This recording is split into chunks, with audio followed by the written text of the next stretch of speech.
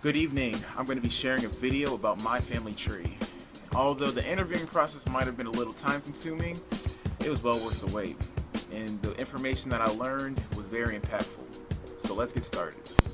We begin our journey with my great-great-great grandmother named Jenny Corley.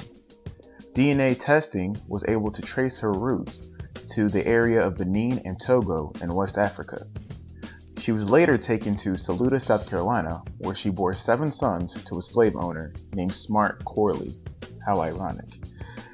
If you ever travel to the Lexington and Irmo area in South Carolina, you'll see the name Corley on several businesses. Her date of birth and death are unknown, but the date of her children are known. We now go to Thomas L. Corley.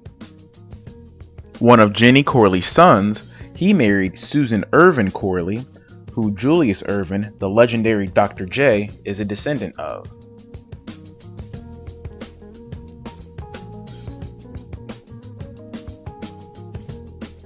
Thomas L. Corley was freed at the age of 13 years old when the Emancipation Proclamation was signed. He later was able to attend the Colored Normal Industrial, Agricultural, and Mechanical College, which later became known as South Carolina State, in 1954.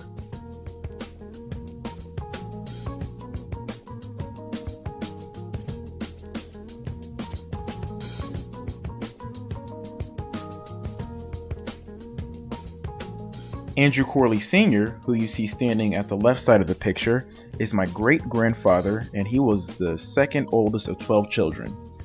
He was also a farmer and continued to sell timber on the remainder land. The farm suffered through the Great Depression, and the farm still remains in Corley possession to this day.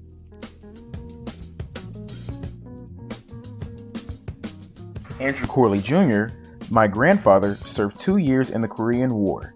He attended Spring Garden Institute after being discharged. He enjoyed a 30-year career at Goodwrench. His sister was able to attend the Benedict College, where he eventually met my grandmother, Clevie Corley. Clevie Bush Corley, my grandmother, was born and raised on a farm in Williston, South Carolina. She attended Benedict College and received a bachelor's degree in elementary school education. While teaching elementary school education, she realized that was not her passion. The reason why she decided to pursue that degree was because the academic advisor told her that elementary school education was an open field and that she was sure to get a job.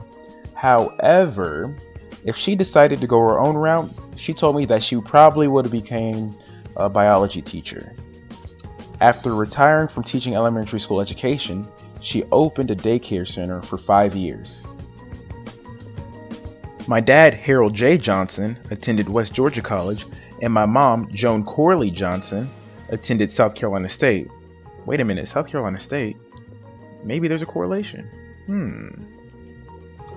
Upon doing research of my family tree, I realized why I have the inclination for education, business, the entrepreneur spirit, and the ability to overcome. This is what my family produces. And if we're to judge a tree by its fruit, what would other trees produce?